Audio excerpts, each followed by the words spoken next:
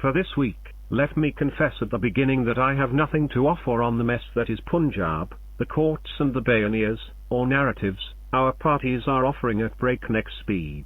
I cannot say if Dust Mazari is in the wrong or Pervez Elahi and what is the legal differentiation between party head and parliamentary party leader. Instead, let me offer you a snippet from a story published by Dawn towards the end of last year. Iftikhar Khan had argued about what could determine the next election in Pakistan. Based on ECP figures, he claimed 45% of the voters in the 2023 election would be under the age of 35. Of these, the report said, around 26 PC will be between 26 to 35 years while around 20 PC will be between 18 and 25. There have been many reports, based on similar ECP figures, about the absence of the interest of the youth in the electoral process and their low participation rates. But this can change only if the parties want to and will reach out to and motivate the youth. However, to reach out to these voters, the parties would first need to understand them. The oldest among these young voters was born in 1988, the year that Benazir Bhutto became Prime Minister.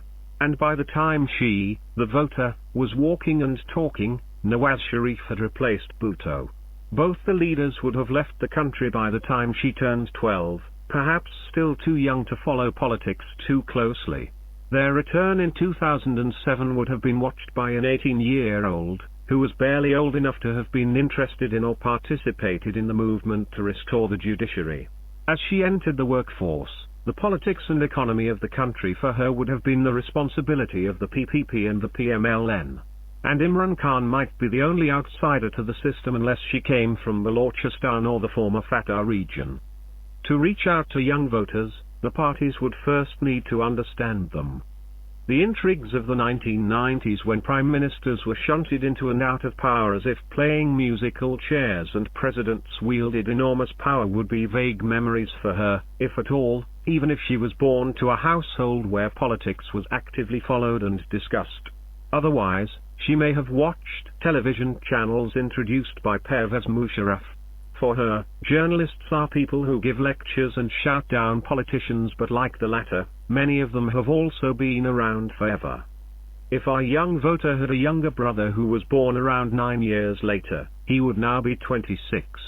Born in 1997, he would have been a mere 2-year-old when the coup took place and the entire PMLN leadership was put behind bars and their prime minister brought to court in a prison van. And just around 10 when a street protest forced Musharraf out. By the time he was 19 and at college, PPP would have lost an election and the PMLN would have been in power. He may have seen Nawaz Sharif take oath and heard that he had been prime minister twice before also. Around the time he was probably thinking about what he wanted to do in life and whether his choice would allow him to live comfortably, he would have heard that Nawaz Sharif wanted his daughter to succeed him as party leader.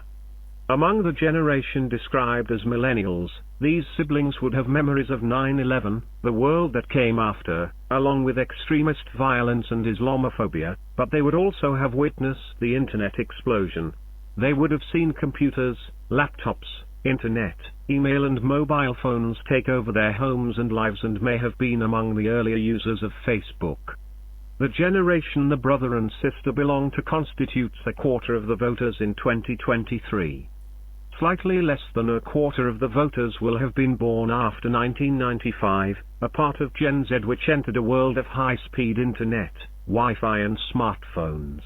Constant connectivity through their phones is a given for them, as are talk show discussions and clips of political and religious leaders speaking in different parts of the country. If an 18-year-old with a menial job and little education is attracted to Sada Rizvi, he can listen to him, regardless of where he lives in Pakistan. He probably is a TikTok user, rather than Twitter, the latter being where the heated debates on the finer points about constitution and the rule of law take place. The same teenager was around 5 when the PPP came to power and he may have dropped out of school when the PMLN was ruling the country. If he followed the Panama trial even vaguely, he may not need much convincing of the corruption surrounding the Evenfield apartments. Later, he would hear of the fake accounts and the chaprasy and the papriwala. And on TikTok he may have heard Imran Khan, who harps on about the money stolen by Nawaz Sharif and Asif Ali Zardari and how this ensures the 18-year-old doesn't have a more comfortable life and a better paying job. This may not convince him to vote for Imran Khan, but it will keep him away from voting for the PPP and PMLN. One can go on. But the point here is not to explain why Imran Khan is popular. Instead, it is to ask how do the other parties, be it the PPP, PMLN or even ANP, view these young voters? How do they plan to reach out to these young people who do not remember and perhaps don't even care for how the political leadership was treated in the 1970s or 1990s? For these 30 or 20-something voters, history is not enough to make an election matter. Because the world over, an election is about the here and now. People vote because they believe it will make a difference to their lives.